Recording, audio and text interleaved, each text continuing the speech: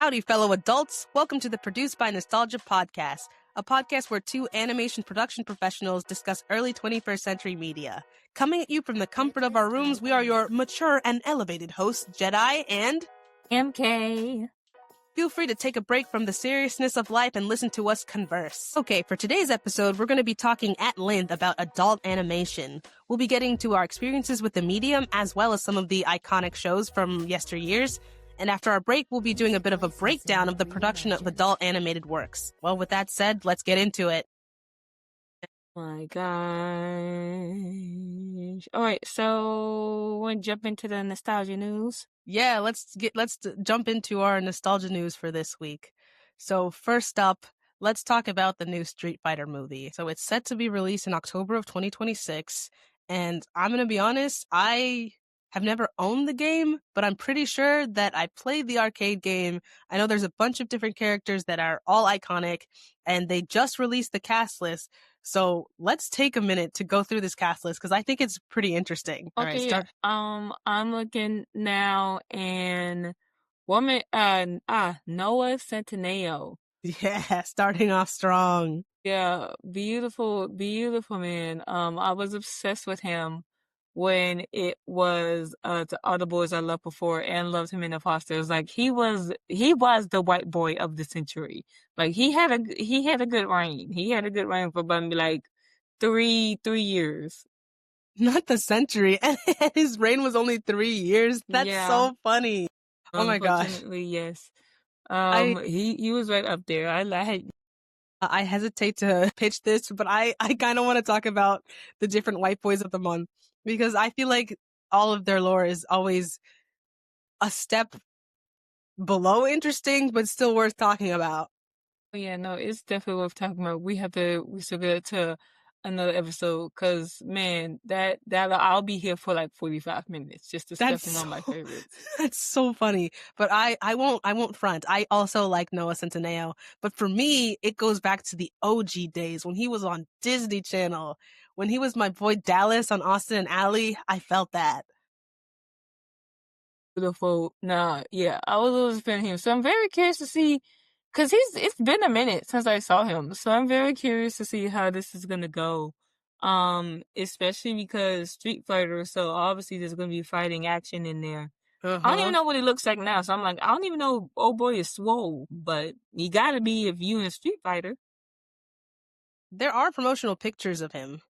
And I think he looks pretty cut. He's not like bulging with muscle, but he's starting to look the part. He even has the dyed hair, which I learned on Twitter. It's like a purposeful thing with the lore of the character. They're like half white, half Japanese, and they dye their hair to impress like shareholders at his father's company. This was just like a random post I saw, but I was like, dang, this is the most I've ever learned about any Street Fighter character. All right, who else is on here? I think another person of note, Eric Andre. He's going to be playing Don Savage. Don't know who that is, but I think that's just a character that they just added for a comedic effect. Yeah, funny guy. Because I'm looking at the Wikipedia page and it doesn't have like the hyperlink, so I guess they just made him up. Yep. Sounds about right. Another name I see on here, Curtis Jackson, otherwise known as 50 Cent. He's so silly. Like, why the fuck is he in it? Why is he in a Street Fighter? Wait, but hasn't 50 Cent been in movies before? I'm not a 50 Cent follower, but I know some of his greatest hits. Do I know it? Wait, hold on. In the club. In the club. Oh my god, I was thinking Hot in Here. That is fully Nelly. Please. That is Nelly. But no, he's so unserious.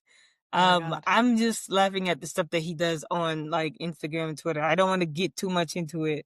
There's a fair trigger warning, but I was just like, he's so silly. Like, and then when you said 50 Cent, I was like, what the fuck is 50 Cent doing here? Oh my gosh. See, I don't know any of this. I think I'm going to have to look it up on my own time because I want you to spill the tea. But if you won't, then I can't force you. Yeah, I will say 50 Cent is a good actor because I've seen him in Power. And I'm like, I am scared. He did convince me. So he's a good actor. Okay. He's just he just rarely does it in stuff that's not his own.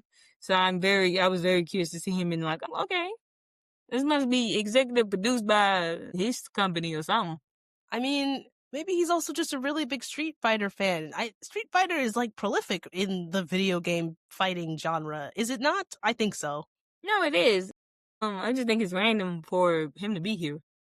I will be looking out to see if he like executive produced it or something. That would be really interesting.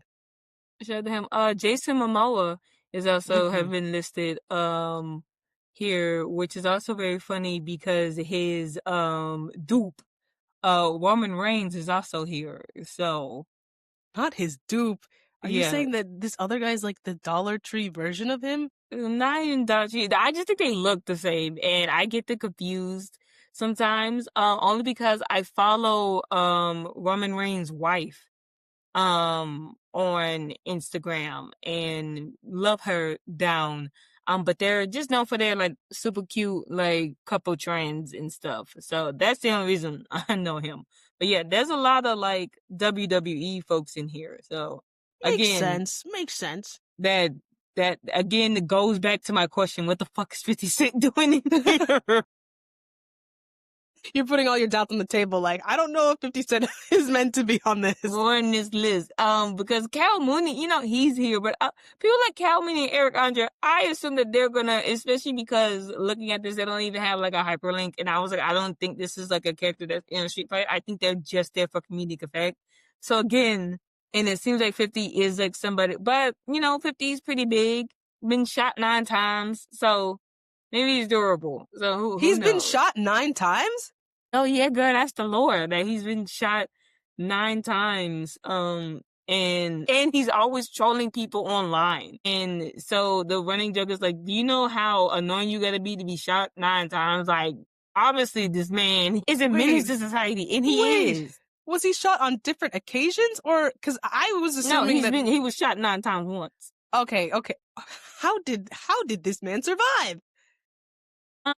By grace, by God, who knows? But that's crazy. Yeah, he's known for trolling the internet, always saying something. It's the level of like, man, I know the 50 Cent's PR person is like stressing because that man always have something to say, like every single moment, any single time. Like they're always working overtime.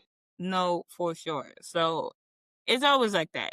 He's always been like that type of dude. I can't believe his name is Curtis Jackson. I did not know what his real name was.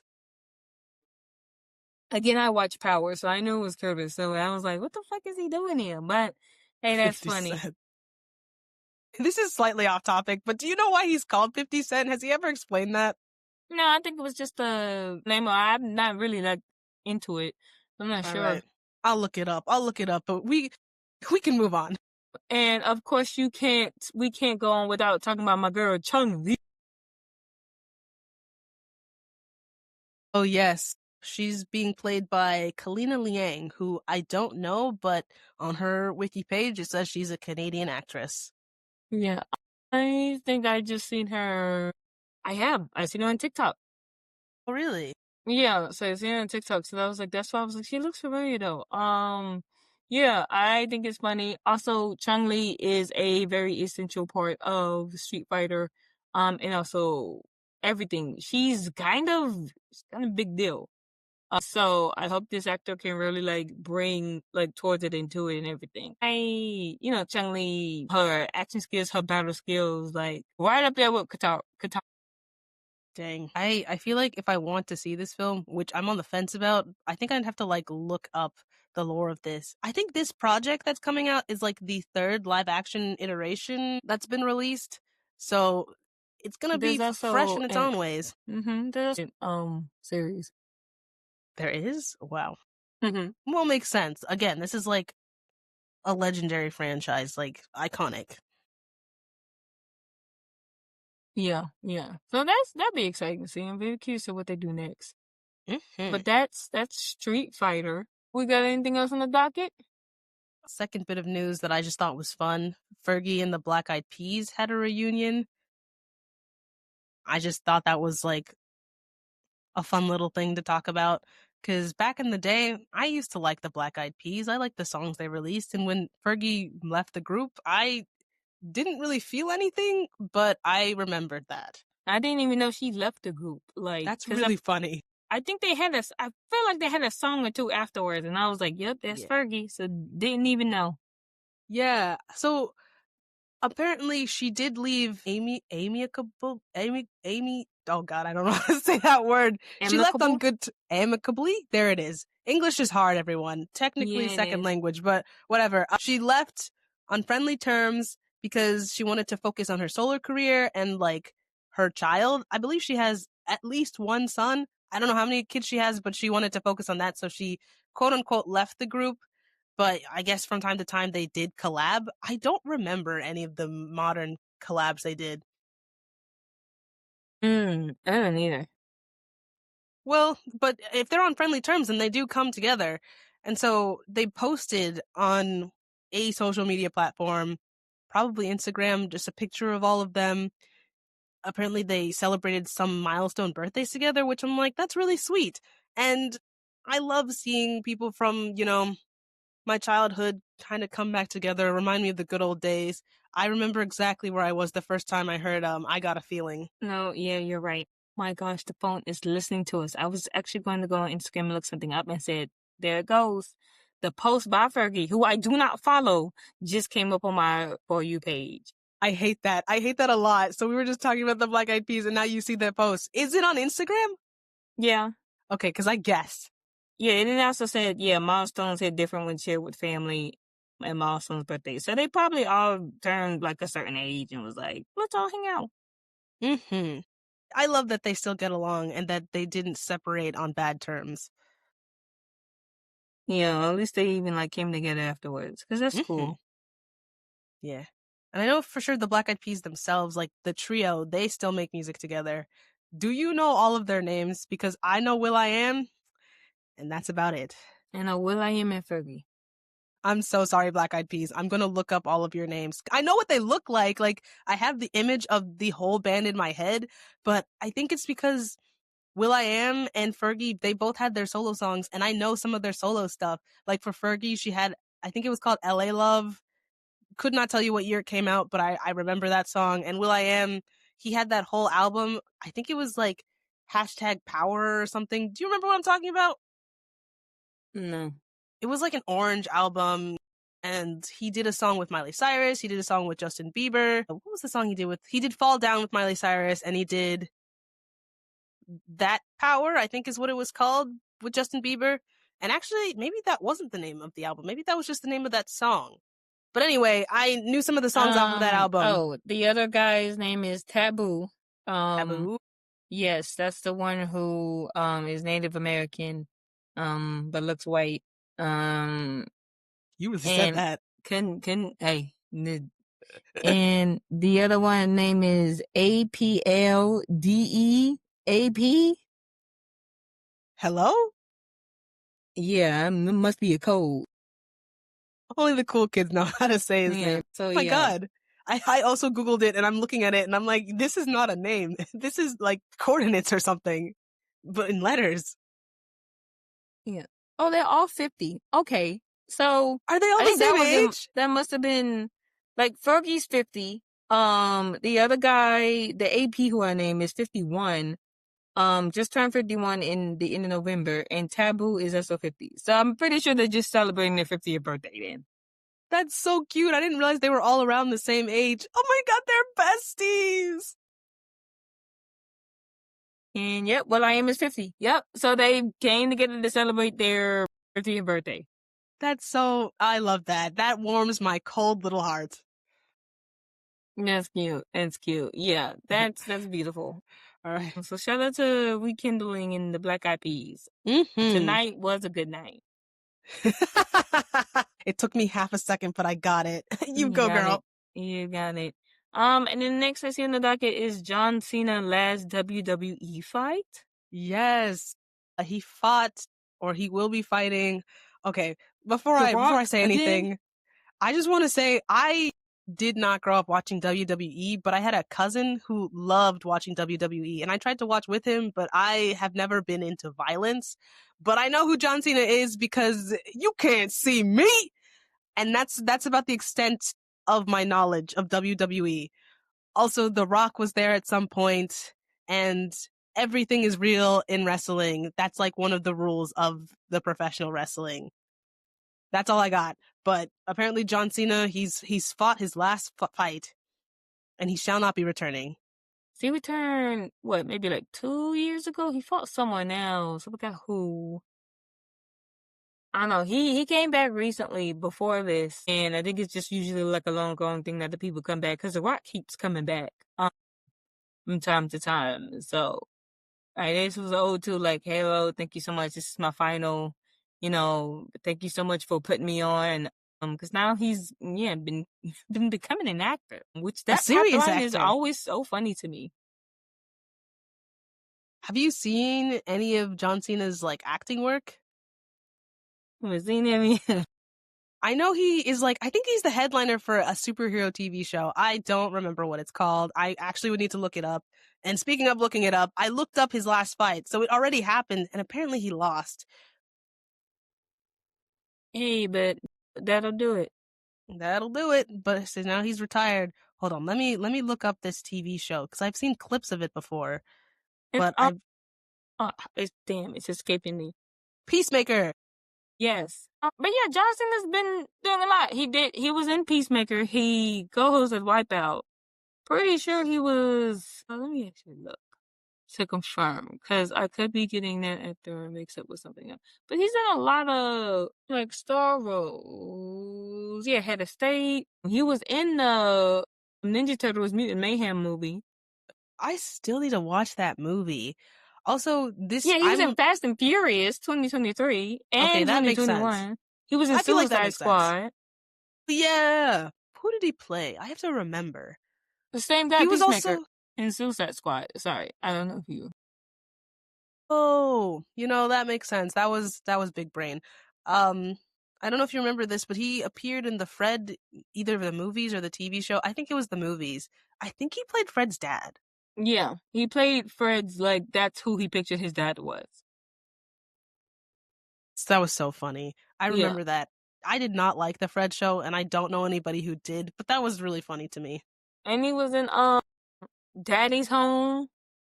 Yeah, he was in Yes. Trainwreck. Yeah, he was in Scooby-Doo versus WrestleMania Mysteries. Come on now. Yes, I remember. I didn't watch that, but I remember when that came out.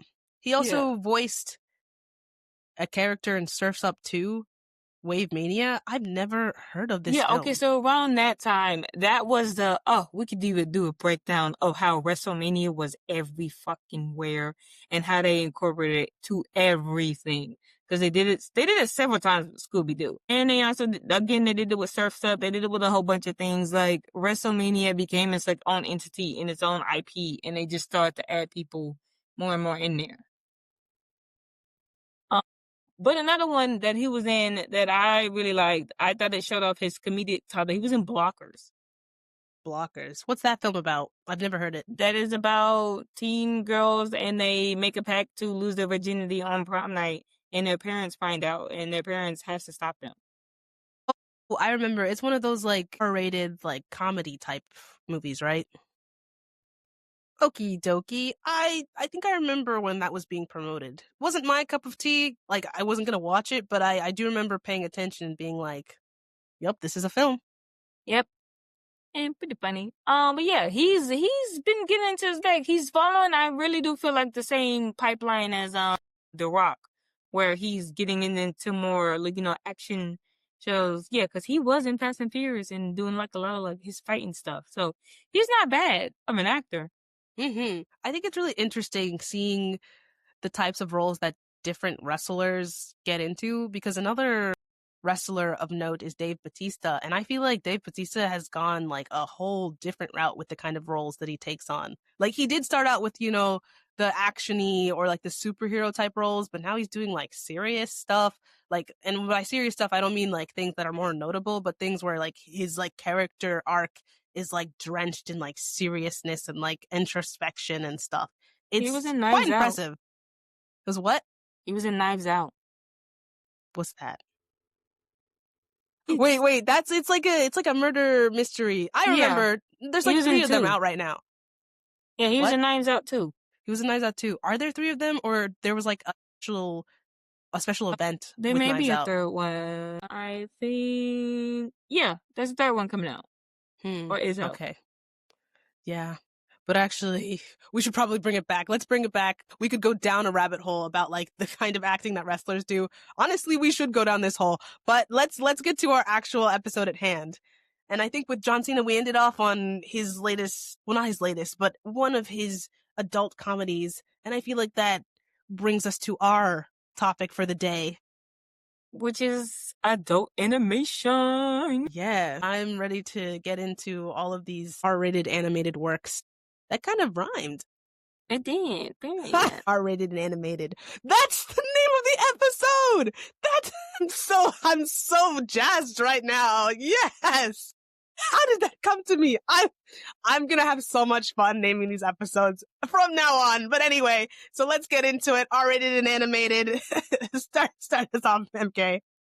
Yeah, so R-rated and animated. So basically, we want to talk about a little bit about the history of adult animation and our experience with adult animation growing up. Okay, so to get off with a little bit of history. So adult animation, what is it? It's basically animation made for adults. Mm-hmm. Things that come to mind are The Simpsons, Family Guy, a little bit more of the Boondocks, Futurama, Inside Job, just some more stuff like that. Mm-hmm. Adult animation really came into play when they was just realizing like, hey, you know, this would probably be great in like an animated concept. While technically not noted as the first, but also as the first, it's technically the Flintstones because they added more adult comedy towards it, and that made a really sense of like animation is just not for kids. Yeah. So that mostly is now. Just start off maybe by listing some of our like ones that we like or anything. Jedi, do you have any thoughts about adult animation shows? I sure do.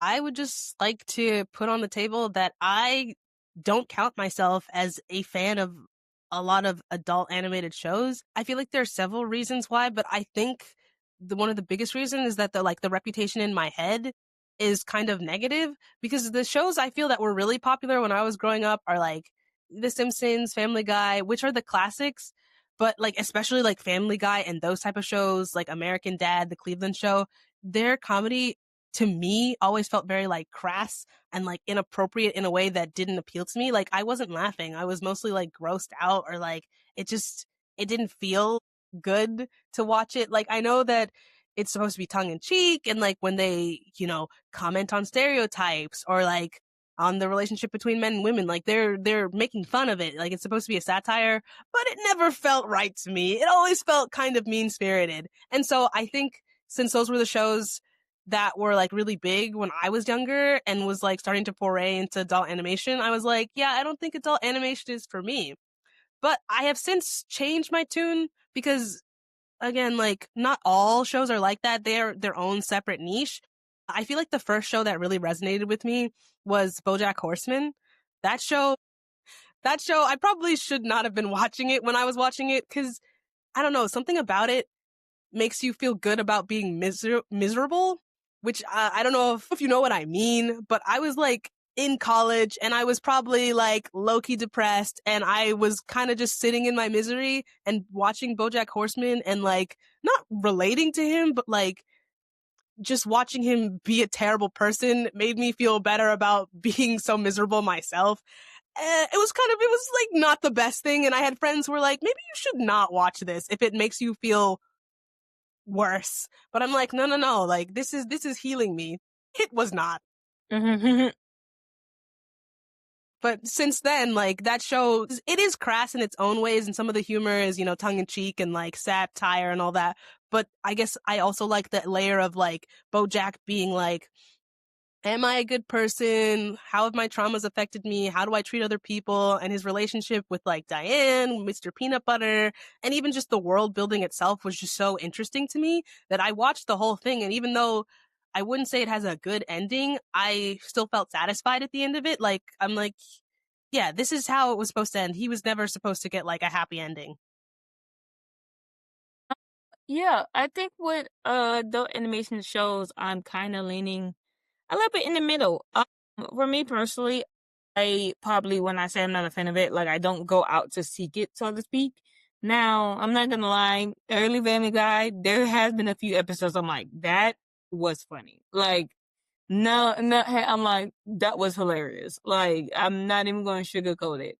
But I agree with you, there are certain shows that just be like too crass for my like liking.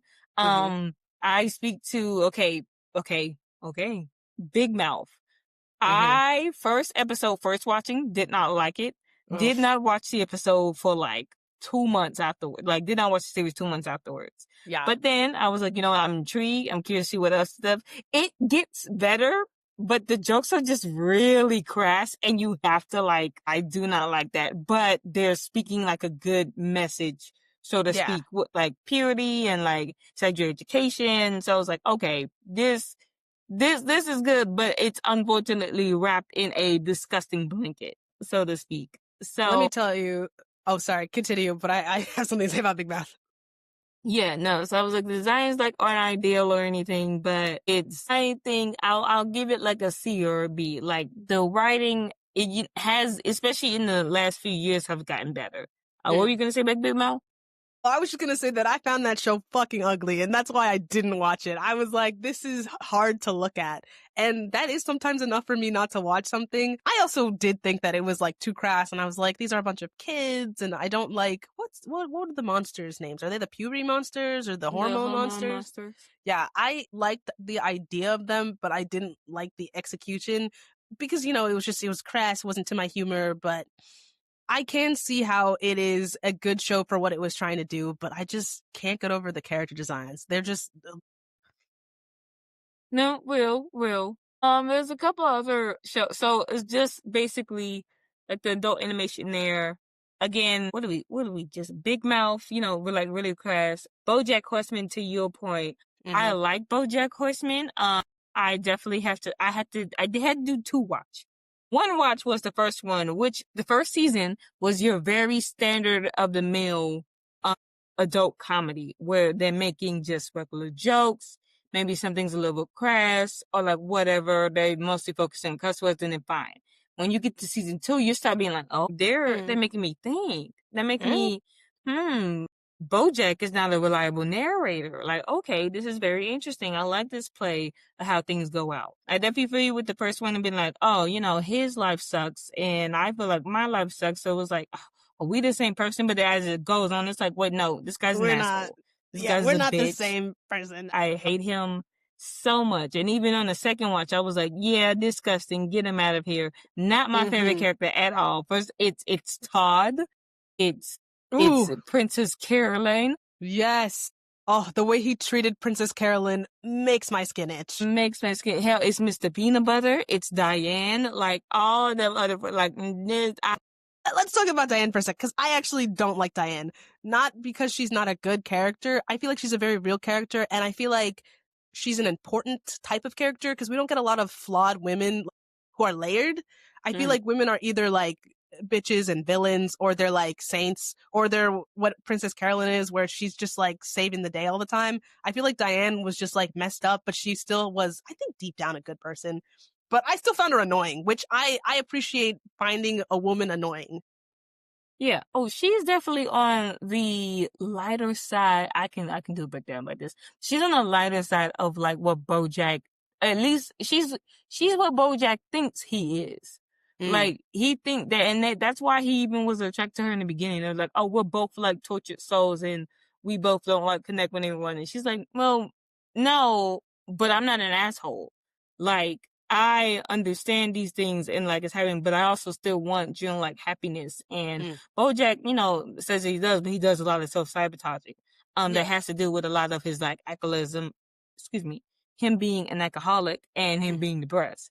mm, So yeah, that all ties with it. I don't mind Diane. I think to your point, it was like she's a flawed character, but hey, she likes seeing flawed women, like understanding that. mm-hmm.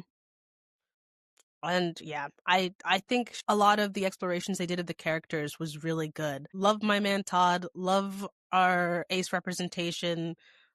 He could do no wrong in my eyes. And Bojack did him so dirty, but he did Yeah, everybody dirty. Oh. yeah. Bojack is a terrible, terrible character, but I appreciate the show.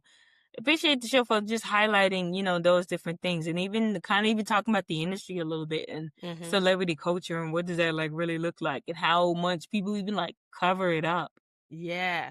So it was a very interesting take. So I was like, when shows do stuff like that, it's very like unspent and represented. That's why I don't go too much on like it really had to take not a lot, but it had to take a good amount for me to really get into an adult animation show. Mm-hmm. But I will say I am also not to speak because I do like shows that are less like brain on, which the Harley Quinn show, I do love the Harley Quinn show, and it has a couple of crass jokes. Yeah. Their Valentine's special was very crass, talk about a lot of fucking, and I was like, I'm not laughing at this. This is not funny. So yeah, there's certain shows where I'm like, yeah, I don't know. It's a hit and miss, but yeah. I have never seen the Harley Quinn show, but it's been on my list. I really want to see what goes down there. I know that the take on the character is, I don't even know how to describe the take on the character. She's just kicking ass, but She also is. like being gross and like doing things. I think I saw a clip where she like cut off a man's arm or something. I don't know. It's like it's a little too violent and bloody for me. I don't really like violent shows like that. And actually, speaking of violent shows, is Invincible an adult animated show or is it It's an adult animated. okay? Because I also cannot watch Invincible because they be bashing people's heads in. I think I saw a couple episodes, and as soon as the blood started flying, I was like, no. Oh, fair. Someone was like, you kind of like got promises to get a bit gory. But I watched The Boys, and The Yeah. Boys is gory, and I have to take No. my time because I'm like, it's so gory, but I do love this show. So I was like, I'm gonna have to take my time with it. And I still feel the same thing about Stranger Things. At least like Really? not the season that came out, not season 5, but season 4. Well, Everyone yeah. was like, I loved it. And I was like, no, I have to watch through my eyes like this because I don't like a lot of blood and stuff.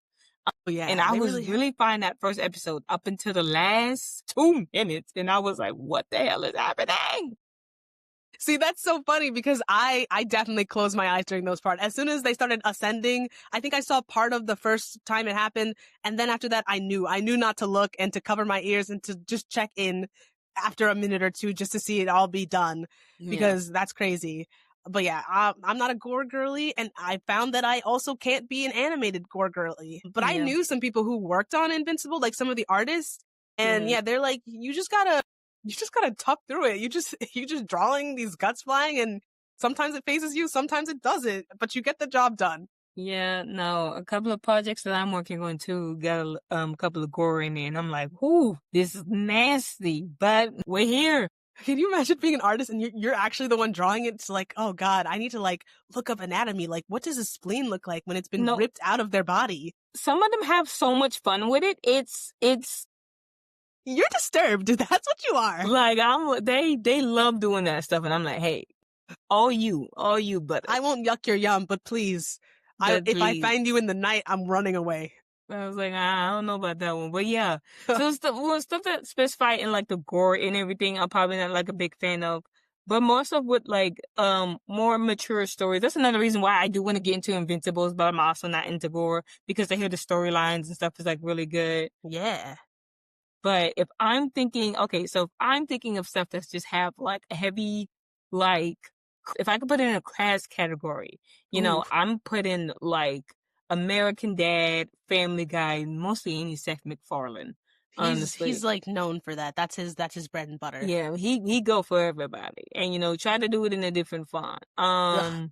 The Cleveland Show, they just try to do that. There's another show too.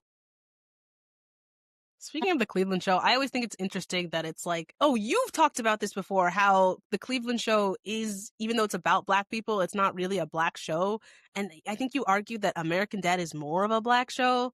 If you Yeah. want, if you want to touch on that in a sec, that was like your point you made once that I thought was really interesting. Oh, we pausing. We talked about that in our Black Characters episode. Oh, you're right. Let's not do it again then. Sorry. Yeah, no, you're good. But yeah, the Cleveland show is just always, as I said during the last episode, it's always just very. But I wasn't a big fan of the jokes there. Big Mouth is pretty crass. Drawn Together Ooh, is hella crass. I need you to know, I may sound like a hypocrite, but I love Drawn Together. Even though I don't like Family Guy, I don't like American Dad, I don't like The Cleveland Show, but Drawn Together, I think it's the fact that I am like an animation enthusiast and the fact that it plays off of animated stereotypes. I guess that for me is enough of a like good thing that I can forgive some of the crass humor, but man, that I don't even think we can really talk about all the off the ball off the walls off the balls off the walls. I'm Off trying to the say wall. something. It's off the wall. I'm trying to say something. I'm sorry. English is hard. Wait, just the crazy stuff that they were getting up to and like the jokes they were making, I sometimes felt like they would go farther than like Seth MacFarlane type stuff. Although again, I haven't really watched the other shows, so maybe not, but I was like, damn, like I'm I've never seen such depravity on my screen before. Why am I having so much fun? Yeah, I think it definitely is one of those, like, that's why I feel like too, there's certain topics and subjects where I'm like, you know what, I can get into this, even though the crash jokes is a little like, But because Drawn Together, for those of you who don't know, it was an adult animated show. I think was it Fox? No, it had to be something else. I actually don't know what it was distributed on. I Yeah, watched it on YouTube. There's actually a lot of the episodes. I don't know if all of the I episodes, but there are a lot of episodes on I YouTube. think I saw it on Adult Swim, but it's basically a reality TV, like it's a parody of a reality TV show Mm-hmm. where characters from different like cartoons or like different media come together and live in a Yeah. house. So it's like Yeah. oh my gosh, a parody on like SpongeBob and Betty Boo and oh my gosh, Superman. Josie and the Pussycats and Superman and a Disney princess. Yeah, Disney princesses in general. There's also like a Pokemon spoof, like a Yeah, Pikachu type thing. They also have this guy who I think is supposed to be a spoof of Link from the Zelda games. So just like yeah, the video game type character. I always thought it was funny because he's like gay, yeah. and like that's his whole thing is that I think he's trying to convince them he's not, but everyone's like no, and like the superhero character is just like an asshole. He's like a chauvinist, he's a misogynist, but he also has like his fruity moments. So it's like the Disney princess is a white supremacist. The Josie and the Pussycats character, she's the only black character, and she's basically just a walking, talking black stereotype. She's like what's it called? Like the Jezebel? That's the black woman stereotype, right? She's like a Jezebel. Or no, is it a Jezebel? Whatever the stereotype is, she is that. She's like No, you're thinking oversexed. right. It's a Jezebel. The Pokemon character is literally like he speaks incoherently. I think it's just like supposed to be a racist Asian stereotype. Yeah, because And it's not an actual language. Because I'm like, that's not. that's not.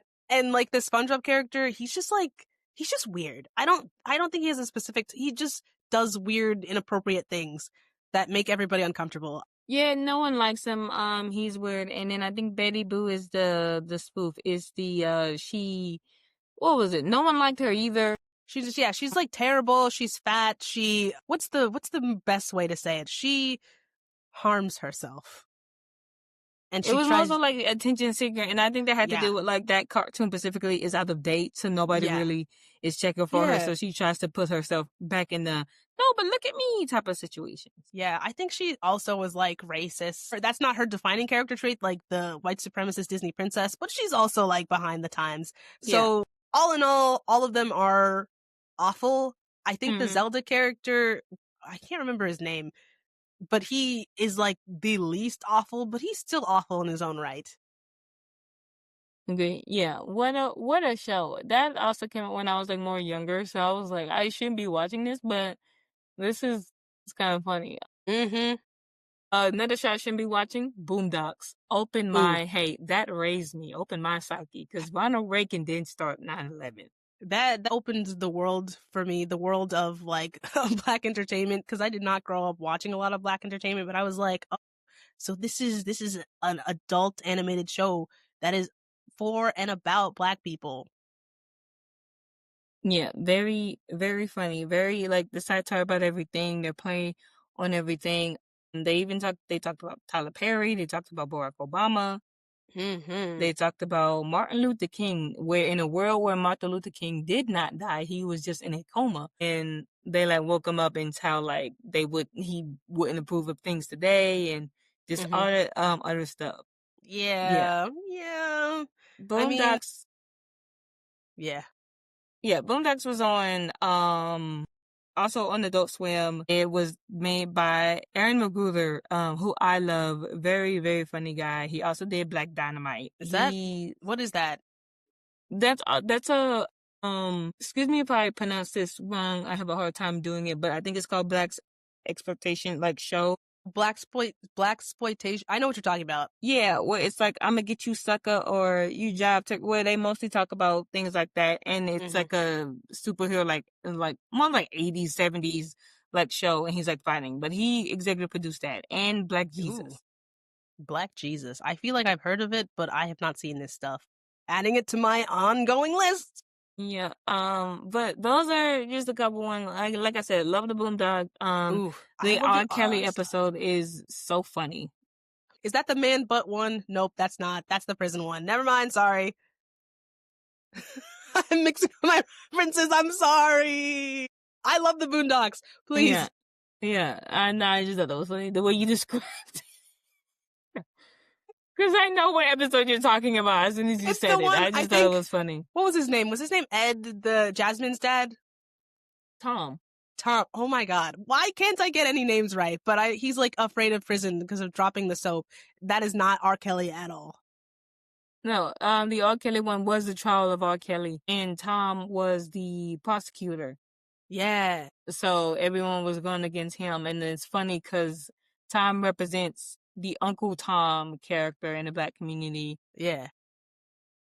Uncle Ruckus represents like the Black hatred, people who like hate themselves and Black people and be like, we need to stop. Uncle Ruckus represents the character who, I guess there would be a word for it, but he basically represents the character of who tried to appease and abide by the white man in their society and mostly puts down the Black community. Grandpa is represented, I feel like a good like middle, like he understands like well, this is the community, this is the day and age. Mm-hmm. He was even like a civil rights activist. That's the running joke. And of like what all happens and what needs to go there. But he also falls into the same trap, kind of a little bit of what Riley represents, which is the man, I gotta, get it straight out the mud and like we don't care about this. The ones who about like it was the running joke that like Riley was really into like the Tyler Perry stuff and Riley was, really into like, yeah, we should vote for Obama just because he's Black type of situation. Yeah. So it's stuff like that. I mean, Riley wants to be notorious as a gangster and was like, no, I don't want school, like F that, like whatever. And then Huey, obviously represents the revolutionists, we're not free just because like this and that, and the Malcolm X of it all. So it definitely had to play in satire on the Black community and the things that in the society the problems that we have in society. Don't forget the female characters. We got Jasmine and her mother, who are also like, I guess, secondary, tertiary characters, but they pop in from time to time. And I feel like Jasmine, she represents the mixed kid experience because she's half Black, half white, and her mother is straight up a snow bunny. Yeah. And she's married to Tom. Yeah. So that's like an interesting like take on it. And I feel like Aaron McGregor, like he's one of my favorite like creators and animators. I believe he also has a anime coming out with Megan Thee Stallion soon. What? I've never heard of this. Please. Yeah, I think lay he's it on me. producing anime, and Aaron is also like producing and attached to it and stuff. Not much has come out yet, but it's super excited because for those of you who don't know, Megan Thee Stallion, American rapper, she's a really big fan of anime. So yes, she is. She is the fan of anime in the Black community. Aside from, I guess, Michael B. Jordan, she's like the female counterpart. Yeah, so it's gonna be really cool to see. She's so good. I need to find them on LinkedIn. I want to work on that project. I mean, it's probably already in development, but someone please open the doors. what studio? Like, what's the studio called? Do you know? I didn't see anything of it. Mm, I'm gonna look it up. I'm gonna keep my eyes peeled, Yeah, but that's my dream now. yeah, but he's a really cool guy. But yeah, those are just a couple of ones that I like highlighted, and even the stuff of today, Mhm, exactly. Like, okay, so we talked about the more crass ones, mhm, which I said like American Dad, Family Guy, or whatever. Then we talked about the ones that like have satire, a little bit crass, but then they still like have a deeper meaning behind it, which is the Big Mouth, the BoJack Horseman, and the mhm, Boondocks one. mhm. We can also talk about a little bit that's more family geared, but now that I'm thinking about it, I think only one really sits in this category, and that's Bob's Burgers. Yeah. Bob's Burgers, I Yeah, think, is one of my favorites because it just feels like an animated sitcom. yes. Like it feels very like that TGI Fridays feel to it. At least in a couple of episodes that I've seen, Mhm. it's marked as adult animation because of like the cussing and maybe like the other stuff and like the topics. But at the end there, like, Yeah. this geared more towards like family show. Yeah, yeah. Like this is something you can watch with your older kids. Yeah, exactly. And if we're highlighting other like adult animation spaces, we can just talk about the ones that are more like action packed and the ones that, actually does mean something and talks to their audience with the expectation that they will like get it. And Mhm. that is, your Blood of Zeus, your Vox Machina, your Love, Death, and Robots, which is one of my favorites. Girl, can we pause on Love, Death, and Invincible. Robots for a second? Because I keep seeing people post about how, like, that show was supposed to be, dystopian. Like, this is what could happen. Technology can do whatever, whatever, bad things. And people are like, have we not lived through all of these at this point? Like, are we not living in a giant episode of Love, Death, and Robots, which I find to be so, so interesting. Yeah, I definitely think Black Mirror is my like, oh, this is just what we're living today. I feel like the highlight with Love, Death, and Robots is that it does take more in the distant future. Now, I will say that we are already gearing towards that, especially with the Waymo shit, but with the robots and just like how a lot of them are like, oh, robots are now like our caretakers, or like they help us with like different things, and they help us cook, they help us clean, Mm, in all that situation. So it's very interesting to see how just Love Death has evolved over the years, hmm. especially with the play of like the times as well. Yeah. Now, personally, I think season one, goated. Season two, goated. Season three, hit and miss. I I don't think I've ever seen any of it. And actually, now that you mentioned Black Mirror, I think that's what I was thinking of for We've Lived Through This stuff. But like they're both really dystopian and like tech Yeah. heavy and just Yeah. They both had a commentary about like tech and like what all stuff looks like nowadays. I think Love, Death, and Robots play a specific like measure to it because now you have more like action and you can do a lot more stuff with animation. And a lot of these are usually animated where it's like 2D, CG, puppeted, stop motion, or even what is it called? Rotoscope. So it's very, very cool to see. hmm. Yeah, there's definitely a lot of different mediums of animation that are explored. I feel like they kind of just choose whatever tells the story the best. Mm-hmm. Mm-hmm.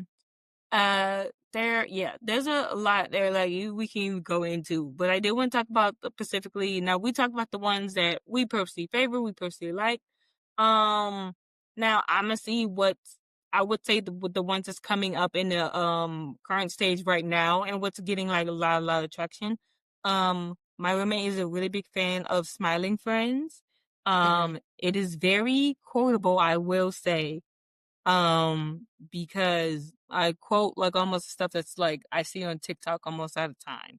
I don't know if you've seen this episode, but there is an episode where there's an evil like scientist. He's like screaming, he's like ha ha ha ha ha, and then you hear a knock on the door, and it's just like a regular character who's just drawn in like a regular style and more like realistic compared to everyone else. He was like, "Hey, yeah, can you quiet down?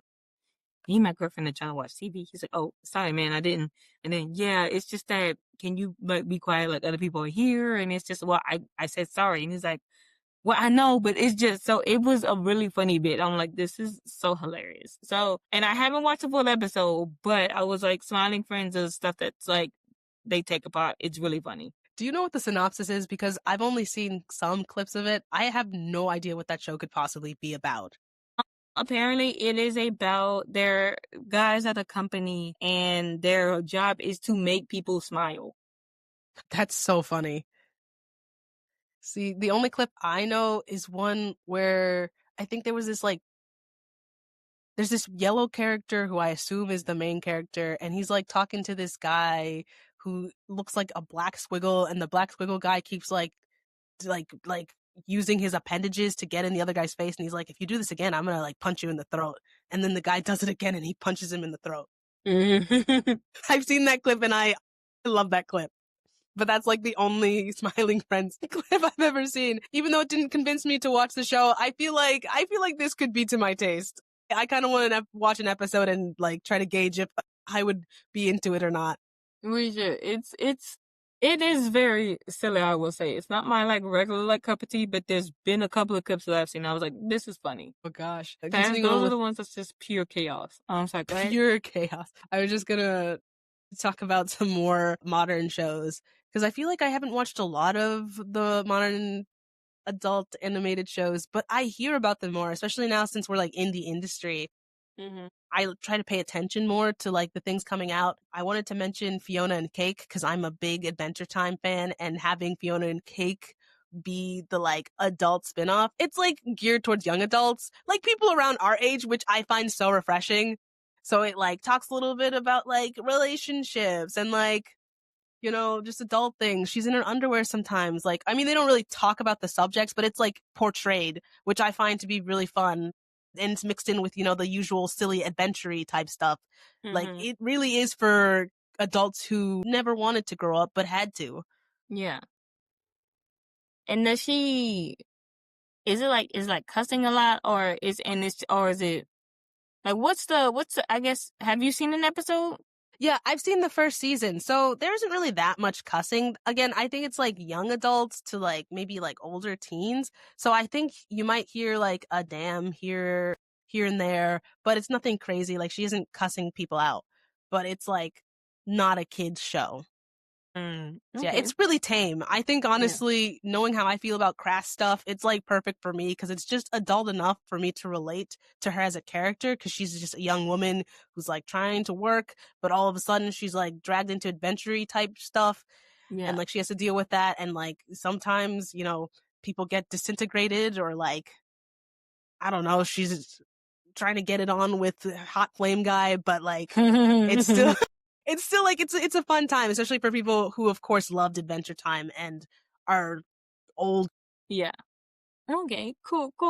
No, I heard Fiona and Cake was like really good. I think we talked about this before. I haven't really seen Adventure Time to all its capacity, but I heard like a lot of people really like it. Especially the other spinoff. Yes, one day I will sit and watch after Flame Princess because that's what I watched up into. I don't know when anything happens after her. You're like Flame Princess. After that, I don't know her. I don't know. Like, wow, what a great happy ending! And they said, no, girl, the show went on for like years after. Oh, do you at least know that they like don't end up together because they don't? Yeah, no, I know that so part. The end of her arc. Okay, so you got to the end of her arc. No, not the end of her arc. What? Okay, well, we will be discussing this another point in time. So it's like, I know Flame Princess is like there, but I don't know why they broke up. Well, okay, I know they broke up, but I don't know why. Well, I'm not gonna tell you. I know there was one part I was like, why Finn ain't got no arm? So I was like, oh, I missed so much. Where'd that nigga's arm go? We will get into it and we will discuss.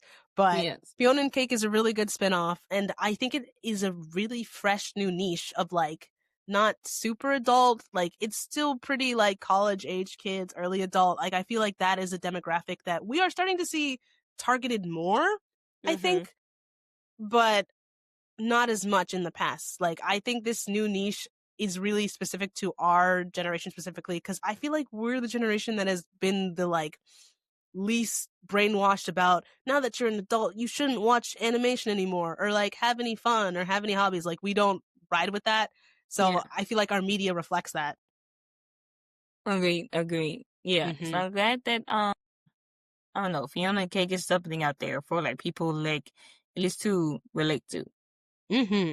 And I feel like one adult animated show that we have to talk about that I feel like is a little bit like industry changing is the Has Been Hotel franchise, because that Mm-hmm. it started out indie and it got picked up by a major network and is like a full-fledged show.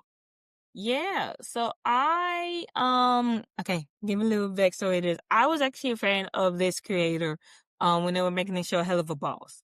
Mhm. And Hell of a Boss, real quick, is about just like these nymphs or demons like in hell, and there are like a basically like a bounty hunter, not a bounty hunter, like assassin like job where they're like, hey, there's somebody down here that you want to like get rid of like immediately, like, well, call us. Well, like, get rid of them and kill them and stuff. We'll So, murk them. yes. So I thought it was a really like cool concept. So I watched the episodes every time it was released on YouTube. And the creator of Hell of a Boss had a pilot released on YouTube called Has Been Hotel, and just the pilot. And so I think that's when she wanted, I think because the big of Hell of a Boss and that she's talked to more people, get that going, and then boom, here comes Amazon with A24, producing, and then now you have Has Been Hotel that premieres on Prime Video. And I think their latest season just came out a few months, a month ago or so. And that's been doing really good in the space, and a lot of people have really like, geared towards that. It is very much your theater nerd meets Religious drama. BoJack meets The Good Place. Yeah, I've heard that it's perfect for theater kids with religious drama, But yes, exactly which that. should be me, but I I don't really ride with it too hard. I did watch the pilots of Hell of a Boss and Has Been, and I like them, but ultimately I'm like, triggered. I have maybe seen 1 to 2 episodes of Has Been. I need to get into it more just because friends highly recommend it. But I do love Hell of a Boss because Mhm. it's really funny. Mhm. The guy on there who I met, love him so much. He Really? voices Billy from Billy and Mandy and voices Rocco from I A know More who you're Than talking World. about. He's Angel Dust, No, no, no, no, right? no. In Hell of a No, Boss, he's I'm messed up. I'm thinking of not something else. all good. Cut this All out. good. It's okay. But he's Moxie. He's Moxie. Yes, that. What was I confused about? But yes, I remember him. He's Moxie. Yeah, love that guy. He's so funny, so You funny. met him, bro. Yeah, I met him when I was in Atlanta. This was for like Atlanta Comic Con. Wow. Yeah, love that guy. But it was a good time. But so to speak, that was like a real fun experience. And even that going back to Hell of a Boss, like that's a really good show. It Has Been, I hear, is like a really good show, and it's like innovative, and it talks about just like you said, the religious trauma and everything. Really good. Smiley Friends, Fiona and Cake. I'm also shout out to Primal. Now this is not ideal. Velma, great animated, looks great. Put it on mute. Beautiful show. Put it on mute, girl. Sees everything else, not ideal. And I want to give a shout out to Inside Job, which is about, her name is Reagan. She, just became like a head, like VP, like over an inside job. And it's basically like, it's not the Illuminati, but it's basically like the Illuminati. It's basically like the CEO, not CEO, but like FBI and stuff. And they're responsible for like all the little things that we see, like aliens and hey, is this another clone of Ronald Reagan? Like stuff like that. They're known for doing that, and I think that's really cool. But then unfortunately got canceled by Netflix. On this like third or fourth season, and it should have had more. Why do the good die young? No, literally. But yeah, that's just the ones that I want to highlight it. So listing those there is the big question is how has adult animation changed? Well, or has it changed? I'm gonna draw the question to you. Do you feel like adult animation changed? I feel like it's definitely changed in my perception. I mean, we've talked about it, and you've said that not every adult animated show is like Family Guy. And also, we didn't mention Futurama. I feel like Futurama also lived in that like crass realm of things. And so to me, growing up, that's kind of just what adult animation was. It was like a space for people who liked cartoons and liked being like gross. That's the kind of shows they would watch. And it was only after becoming an adult myself and actually giving it a chance that I realized that it can be deeper. You know, there can be stuff where you can turn your brain on and it's, you know, making really poignant commentary about life, about different characters. You can go on journeys, things like that. Like for me, adult animation has become like basically what all animation is. It's just a mode of storytelling, and it's just, you know, you can get a little bit of cussing, a little more like sex in there, a little more like just adult themes. So I don't know. I feel like for me, a lot of modern stuff, I think a way that it really has changed is who's making it. Because we're Mm-hmm. seeing more indie stuff. We're seeing more stuff from the perspective of different, you know, people from different groups. Like we're seeing more black stuff. We're seeing more queer stuff. We're seeing just more in general. It isn't just like these execs who are, you know, telling these stereotypical jokes and they may or may not have, you know, these people minorities on their team. It's becoming more just about like sharing these perspectives or these stories from our own perspective versus like through the lens of some like old white guy, Yeah. which I think is really good. And it makes me want to watch more adult animated stuff because again, like I said, we're a generation that never subscribed to the whole because you're older, you can't watch cartoons. Like if anything, we adamantly hold on to our right to like watch animated works, whether it be for children or for adults. Yeah. And so I guess just to sum everything up, I think how I've viewed adult animation has changed. I don't know if it's actually changed in terms of like subject matters and how they tell the story, but what actually has changed is who's creating those stories, who's telling those stories, who is like at the helm of these projects. Right, right. No, I agree. I think it's a major thing. While I feel like there are still craft jokes to make, I feel like people are have becoming too like more aware. I will give my at least my props to Seth MacFarlane that a lot of his stuff like talks about like the control of the government and like where we are now, and I think that's also what like people brought into it. But I can also see with some sense that's a lot of heaviness.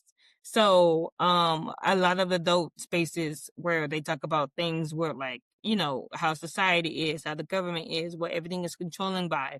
But even on a lighter note, like the Bob's Burgers, it talks about friends and like wanting to be there. And even Hasbin Hotel, their underline is like being a good person and being there for like the people. You can always like try to rewrite history and stuff. So, you don't have to be what people think you are, type of Mm-hmm. things. So yeah, I think that's because again, I would say it hasn't changed, but because it has been more adaptable to the site that we have shown right now.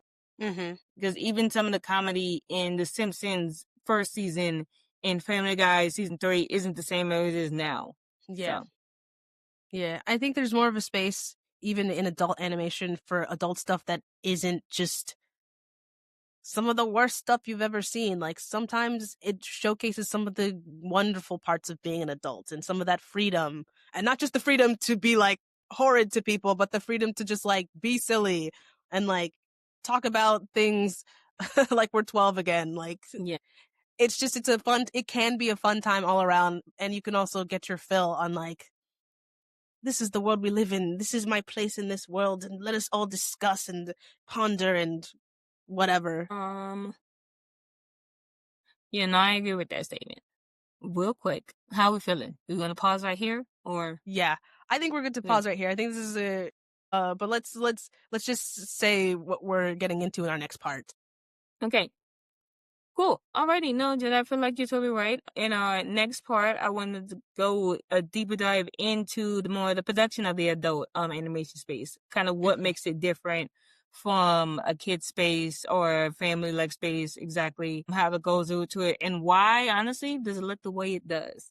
Mm-hmm. But we'll get more into that after the break. Thank you. Bye. See you in a bit. Okay, stop here. Alrighty, we are back. So if you're just joining us, we're not a TV fucking show. Yeah. You know what's really funny? We take these breaks, but they're actually not really like represented in the recording. No, not in the recording, because it just goes straight into it. But it feels right. It feels good. We should put like a musical interlude in there, like No, a we little should. breather. Like a little. Yeah, we know we're gonna start doing that more because. And we're back. Like, Back and from if where? you're just We didn't joining go us anywhere. in the fucking podcast, I skipped over the other couple minutes and just joined that one. Where did you guys go? Did you even go anywhere? That's like, so funny. We're not even a live stream. No, that was funny. Oh, yeah. So for segment B of this episode, we wanted to talk about the production of animation, specifically why it looks the way it does, and a couple of things that people probably don't know. So a little bit basis to start us off. So the animation of adult animated stuff is often simplified, so more money can go into the writing. Case in point. So excuse me while I go on a small tangent real quick. I feel like part of this has to do with the reasoning. So when I was in school, for those who don't know, I studied animation and dramatic writing at Savannah College of Art and Design. A lot of my dramatic writing teachers, and a lot of the animation teachers felt that there was a difference between writing animation and writing for live action. And I will quote that there's maybe like a few things, but it's not like a big jump. I think it's mostly due because when you're writing, I was taught when you're writing a script for live action, you don't give directions. You don't say left, they go from here, they go from here. That is the director's job to decide, not the writer's job. But with animation, you are more descriptive of certain things, and you still have a director acting in a different sense, but he's still like flying around and like moving around and stuff. Basically, like you're still adding those notes into the script. So while there's maybe like one or two things, it's not that much of a big difference. I say that to say that oftentimes when you get these adult comedies, such as maybe like Velma or like Family Guys, a lot of these people come from writing, like live action sitcoms, or they come in from writing like SNL sketch, which was some of these shows are kind of based off of. So a lot of these writers have like a big like payout, like have big money. And so a lot of the writing style so a lot of the money for the budget for these animated shows goes to the writing, so it can have good quality writing from good quality writers that they feel from, writers who be in the industry rather than the animation. Because for adult animation, the animation is simplified. A constant thing in the animation world is that like characters don't change clothes, they just have the one outfit. So they have the access. A lot of the stuff is simplified. A lot of the stuff just has not liminal movement, but it's not a huge like animated shot. Like it's not as dynamic. Like the stuff that you see in Avatar, you won't necessarily see in Family Guy. Just because that's a big difference, and that's not really like the story that they want to tell. It's often simplified, and a lot of the comedy and jokes and the quality of an episode comes from the joke telling, the way stuff is set up, and like the stories. Similar thing with South Park. That is also the reason why, it looks the way it does. And that was also due to the times. But even as technology has grown, it just didn't look really any better. And they always just done like the same stuff that they do. So that's a common thing in adult animation stuff, that it's usually smaller budget on that side. So they don't really get, and they get a couple of like animated stuff, but the designs aren't really like, so big, so unique. It's often simplified. So interesting. I will say, like, I find it, I'm trying to look for another word that's like not interesting, but I find it interesting that you say that writing for live action versus animation isn't actually that different, because I have run into, I guess not an issue, but it is something that came up because I worked on a project that is an animated version of a live action series.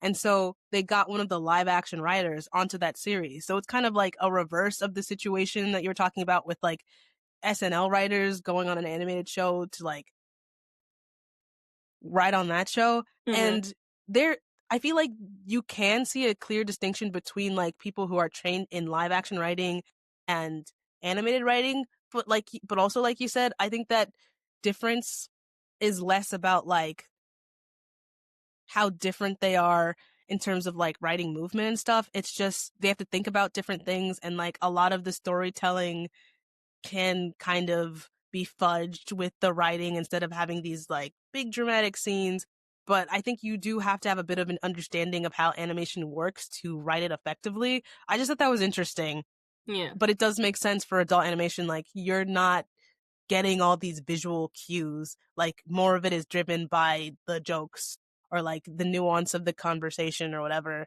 And like, people can understand what's going on without all these like big signifiers within the animation of a scene. Yeah. And I think too, which probably has to play into it, is that like a lot of shows like 6 to 11 or even preschool a little bit, their play is visual gags. So we get a lot of visual gags because I know you probably seen like there's maybe like an animated show or a TV show or just in general that you saw that you remember laughing at and like, ha, this is funny. But then later on and realize like why it's funny. So Mm-hmm. it's one of those things with like the brain. I'm trying to think of more way to say this, but basically, I guess, like I say, with like, think about like versus Shrek. Like in some of our brains, and for some things, and I don't know, for me, I laughed at certain jokes because it felt like I should laugh at certain jokes because of the cadence, the tone, and the way it was set up and played out. It was like, ha, this seems funny. I don't know what this joke said. I don't know the meaning behind this, but it seems like a funny joke. Wasn't Mm-hmm. until later I grew up and watched it, like, oh, this is a joke about like, somebody doing coke or somebody like a drug or something, and I didn't even put that together Yeah. until like much later. And that's the reason why my parents were laughing. Like I was laughing for a separate reason. So I think it's just stuff of like that. So I will say I think that takes into play because with a lot of 6 to 11 stuff, because okay, so for a show, Mm-hmm. sometimes there's writers, sometimes the shows is board driven. So that Yeah. means just the director and the story artists are just doing the boards and they come up with the stuff all there. Stuff like Family Guy is less board driven and more like this is a script, and then we get just artists, and if they add like something, a visual gag there, that's a funny thing to incorporate. Mm-hmm. But it's just basic in a sense. So I think that was also always an interesting note to do. Um I thought of a perfect example of the phenomenon of visual gag over like writing. You remember in the episode of SpongeBob when he's trying to get Gary to take a bath and there's a yeah. joke about subliminal messages? I think SpongeBob says something along the lines of, and now I will show you these things, subliminal messages to, I don't know, your mind. I don't know what the exact quote is, but he basically Yeah. shows these pictures and they're all supposed to, give off like bathing vibes. And then the last picture is of like this girl. She's like silly looking with like two pigtails or whatever. And then he like is shocked. And then he's like, I'm sorry you had to see that. And as a kid, I did not understand that. I did not understand because I didn't even know what a subliminal message was. Yeah. But as you become older and you know what a subliminal message is and you can put the two and two together. So it's like, it's a visual gag for the kids. And I thought it was funny as a kid because SpongeBob is like, "Oh, sorry you had to see that," and then he like walks off dejectedly. But for the Yeah. adults in the room who know what subliminal messages are, they're like, "Oh, he like." I think the joke is he put an image of like a naked girl in there or something. I don't know. And that's how I interpret it as an adult. And so I think that's a really good example of like messaging, how it can differ from adult to kid, even if they're watching like the same thing. Yeah.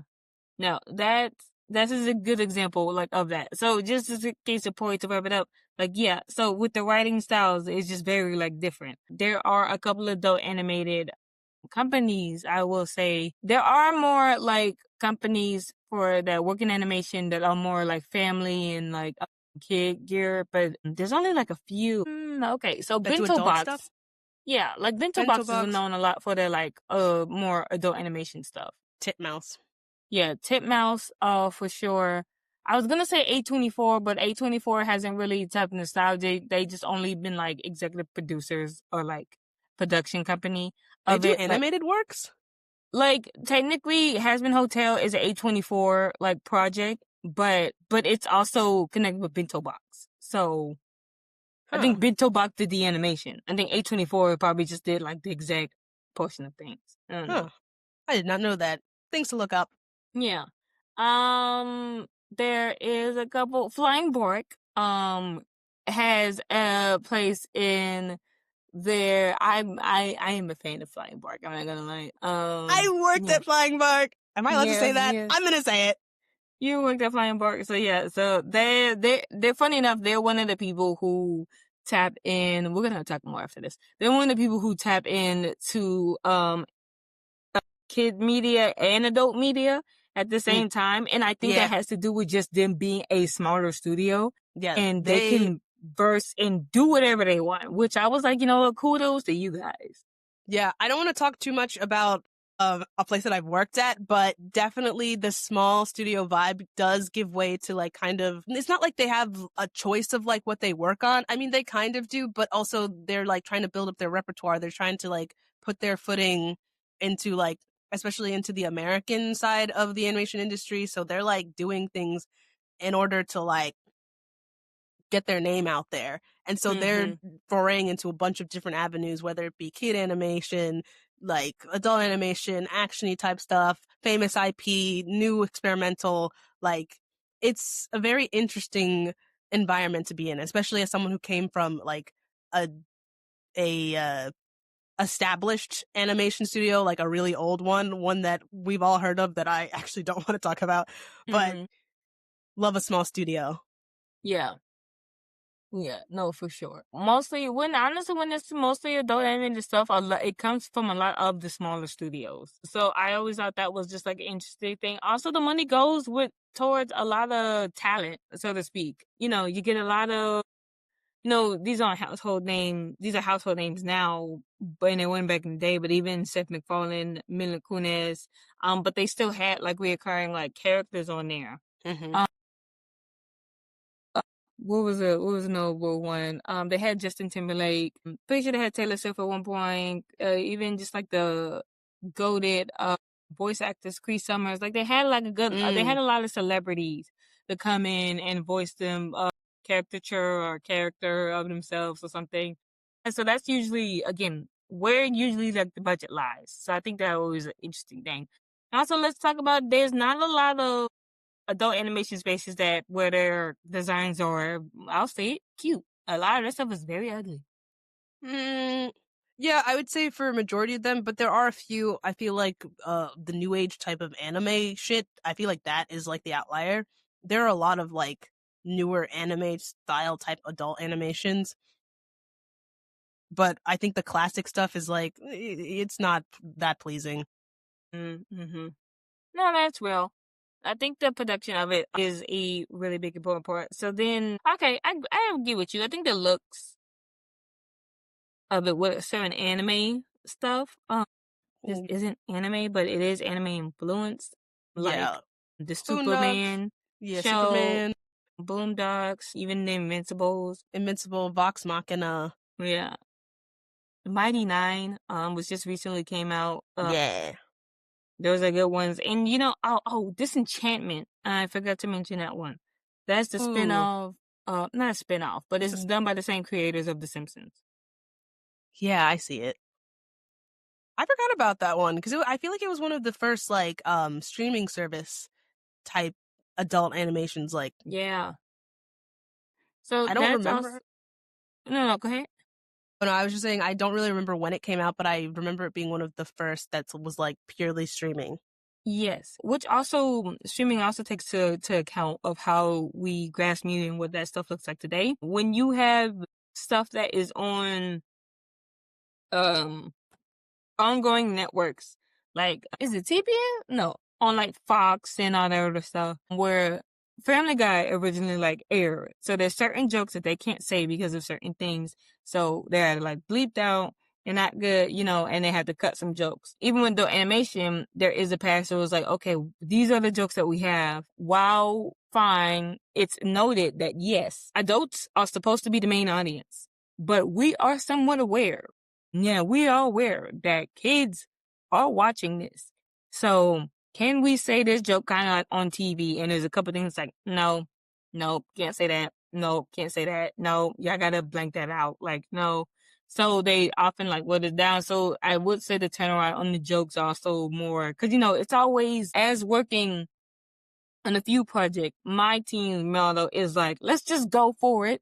And if they turn us down, then they turn us down rather than like, oh, you know, like better word, like being nervous. about it and going forth that. Let's just go ahead, go as hard as we can. And if they push back, then they push back and see what kind of like crosses it. So that's another thing where adult animation comes in. So it's like, they're very joke heavy. They're very like, let's go as mean or as gross or as like big as we can and see how the network responds to it. Mm-hmm. Now that streaming is a play, well, yes, there's still some things that you can't say. Streaming is not like, I think there are one things like television. So cable, you happen upon it, you can't really help because that's what's on. With streaming, you got to go to the show and find it yourself. And really now that's up to the household to see to prevent that from being on there. Mm-hmm. So then now, there are some jokes that's like, now I can say, where this is a case in point that not an adult animated show, but it makes more mature jokes. I'll say the Proud Family, Louder and Prouder. They Yeah. have more mature jokes that they did, and that's because their platform is on streaming, and rather than being on what is called Disney Channel and Yeah. stuff, because they don't have to worry about that, so they can spew more adult jokes. I would say with like actual adult animation stuff, you can spew more towards that end. You can say, a lot more things depending on the contract or whatever, because I'm pretty sure probably Disney or ABC has like, they're like, you can't say this though, or we refuse to have you make any jokes about that. You can lean more towards that. So Yeah. As someone who hasn't technically worked on anything adult, I feel that the stereotype is that they're just throwing shit at the walls and whatever sticks, sticks. seeing It's what a little sticks. bit of a free for all, but not entirely because they still have to, answer to execs. They have to think about certain laws about what you can and can't say. They're also thinking about things from a business standpoint. Like they don't want to badmouth anybody. They're not trying to market anything Yeah. without, the due compensation. So it's very interesting, and this is purely from an outsider perspective who works in animation but has never worked on anything adult, that it's just like a whole other beast. And even I feel like the personalities of the people working on it seems very different. I wouldn't say that every single person who works in kids animation is like squeaky clean, No. but there definitely is like, no, not at all, but like there's definitely a very different vibe within like the meeting rooms and what they're talking about and how they're pitching jokes or pitching certain things, from the stereotypes that I've heard and from the Hmm. friends I've had who have worked in both kids animation and adult animation. It's just a very different breed because you're working on such different artistic endeavors. Yeah. And I will say that too, the reaction of how some adult animated space looks, because adults are watching this show, and while there is backlash, okay, so I feel like when you see the backlash of a lot of adult stuff, you get more a deep dive into it. Because I remember when Velma was airing, and everybody had an analysis of that fucking show Mm. and how they didn't like it, how the writing was bad, how like this and that happened, how they didn't feel like the jokes was really like hitting and stuff. So, and I also think that's also another thing, that one, adult animated space are more like have eyes on them because, adults are watching them. So we are more, critiquing of like, how do you build the story? How do you set this character up? Well, how does this character is represented in the media? So that's a good thing. Well, not a good thing. It could be, it's a thing to keep in mind for it. Yeah, I would say for me, it's like almost an unfortunate thing, not because it's not good to like analyze characters within adult animations or like themes and things. I just think that it is a symptom of people not taking children's animation seriously, that Yeah. they don't give it the same treatment, that they kind of like over invest in adult animation because they're like, this kid Hmm. stuff is like basically worthless. I just put this in front of my kids so they stop being so loud. But it's like, there are a lot of kid shows out there that are very deep and are also trying to send messages and have characters that can be discussed. And honestly, one of my favorite hobbies is watching YouTube videos of people breaking down certain kid shows, because at the end of the day, it's all art. And Yeah. I feel like all art has something to say, even stuff that you think is like lowbrow or not for kids, or no, not is only for kids and not like super mature and full of nuance and whatever. Like, I feel like there is always something that they're trying to say, whatever it may be.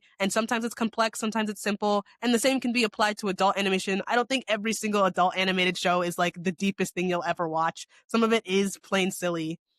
but also there is some of it that's like very introspective, and like these characters are reflections of our society and different Mm-hmm. in groups and out groups and whatever. So I think it's a, I can't think of a better word than interesting, but it's an interesting dichotomy we have with like how people approach children's animation versus like adult animation and the kind of critiques both get. Yeah, and I think even too, going back to Velma, I feel like that even speaks to how, while we talked about like, well, I feel like the adult animation space haven't really changed throughout the years. I do feel like it's just drawn more to what people want more. Case Mm-hmm. in point, Velma came out. I bet you if Velma came out in like 2010 with the numbers, I thought it would probably Yeah. went on for like seasons and stuff. But because that style of humor is so dated and we're so over it, it was like, this isn't working nowadays. We need more and more stuff. Honestly, when I was thinking like an adult anime like Scooby Doo, I'm thinking Mm-hmm. like, oh, they're about to have gore.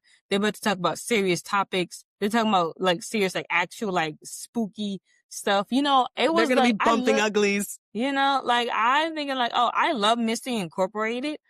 Mm-hmm. And that was more on the mature side. So I'm just thinking, Yeah. oh, they're about to level it up. If this is actual Yeah. adult animation, then, they did it with like, oh, Velma, is a lesbian. We already knew Velma was gay.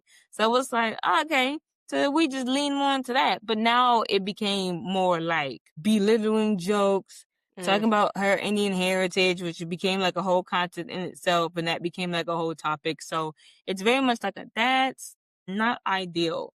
Mm-hmm. So I will say the writing takes a place more, and your audience we're thinking more. We're more like pressed to see like, okay, what does this adult animated thing tell me? How is this different? Cause there's a bunch of Family Guy dupes. There's a bunch of like Simpsons wannabes.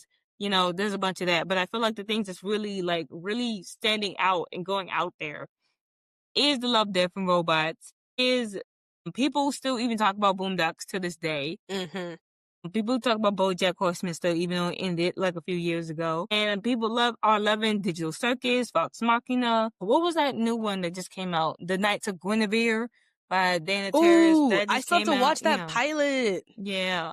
So it's like that's been big, like whole things that's just been coming out and living in adult space, and a lot of people have been loving, and to show that like, oh, adults are locking in and watching this animated stuff.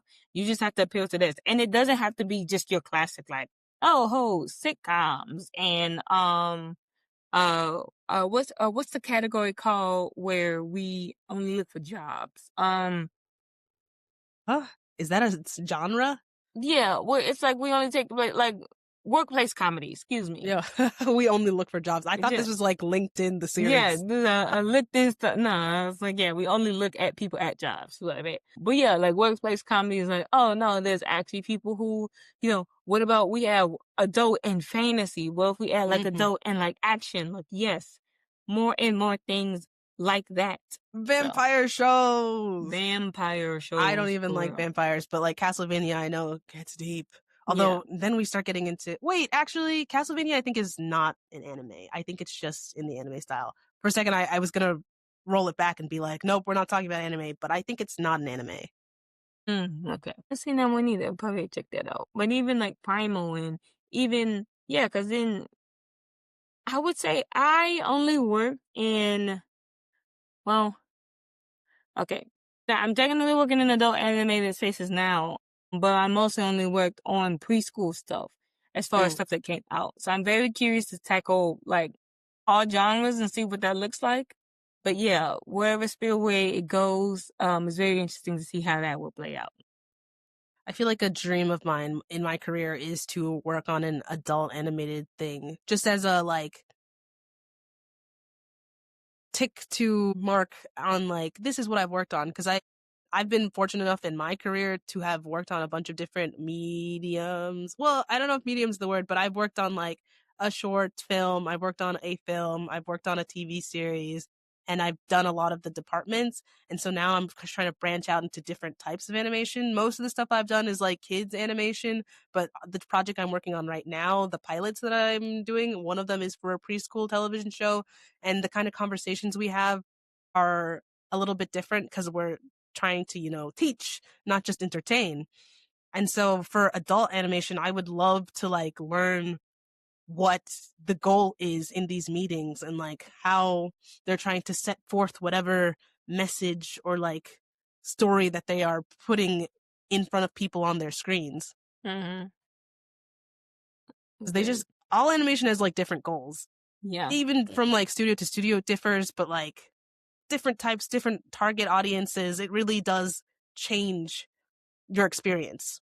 It does. It does. No, you're right. Before we wrap things up, I did want to ask the question of the week, which is, which adult animated character would you like to hang with? Hang out with.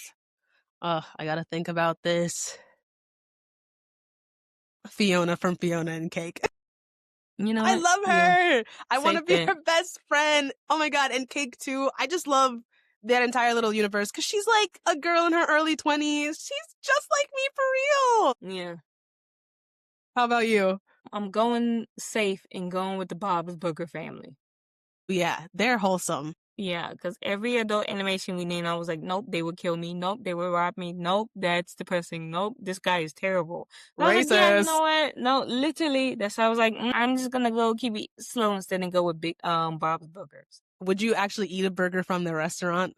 Well, I don't eat red meat, and they don't give that they have turkey burgers. I feel like they would roast me actually for. We should have an episode where you come in and you pitch to them putting turkey burgers on the menu. Yeah, no, for Oh my sure. gosh. If I had to be in an episode of Fiona and Cake, I want to go on an adventure with her to a different universe. I want a sword. That'll be amazing. Is only one season's out, right? No, two seasons. I still have to watch season 2. It's out now. I haven't heard much about it, but I think it's probably doing well because nobody's shitting on it. Yeah. I heard Donald Glover came back to reprise as well. Hey! Love Marshall Lee. Love our gay little vampire. We do. Mm-hmm.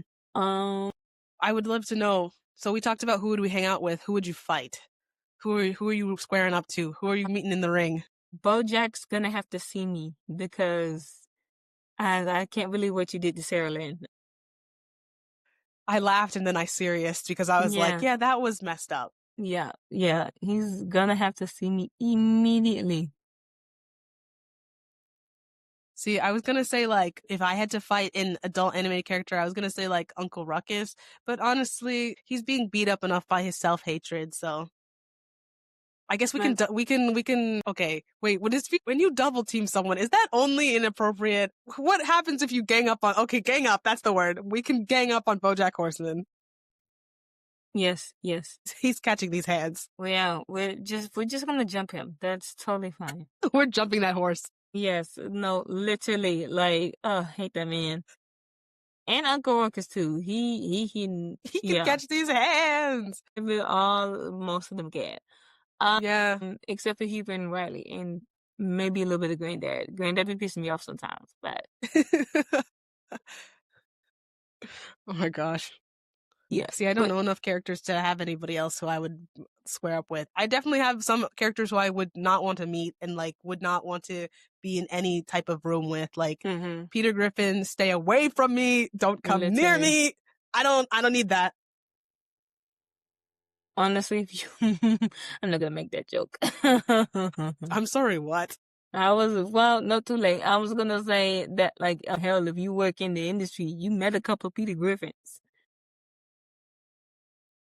Right. Probably. Right. Yeah. Mm-hmm. Yep. Well, we learn to work with other people. We learn to see the good in other people and try to expect the best from them. I'm trying to be so absolutely professional right now, but I can calmly say that I have not had a lot of bad experiences with people, but yeah, there are a lot of like types of people who you encounter and they all contribute to every production in their own ways.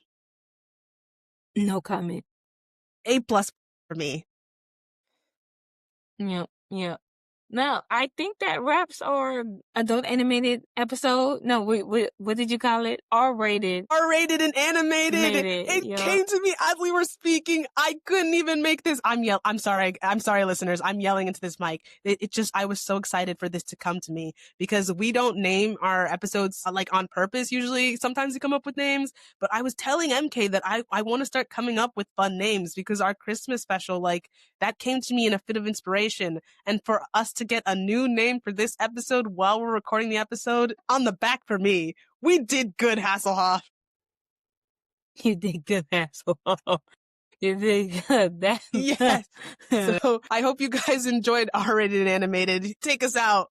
Yeah. Well, thank you so much for listening and remembering us. We hope you enjoyed this episode of Produced by Nostalgia.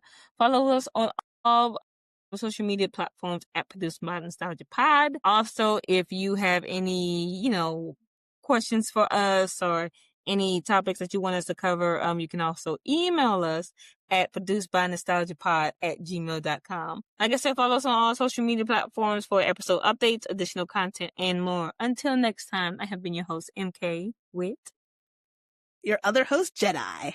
Yay! All right. Thank you so much. And farewell, friends.